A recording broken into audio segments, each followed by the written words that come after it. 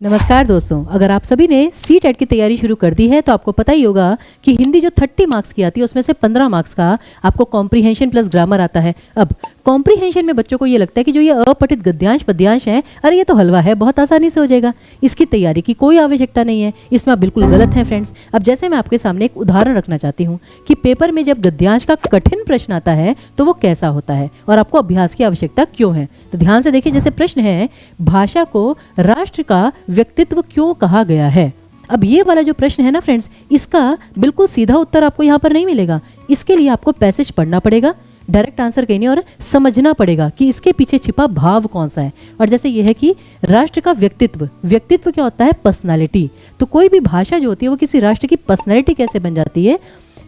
वो भाषा राष्ट्र का प्रतिनिधित्व करती है। भाषा देशवासियों की मनः स्थिति प्रकट करती है कि इंसान नॉर्मल है या नहीं। भाषा राष्ट्र की संस्कृति और चरित्र का की संवाहक है। संस्कृति और चरित्र की संवाहक यानी कि उस चीज़ को सबके सामने प्रेजेंट करती है कि लोगों का बिहेवियर कैसा है।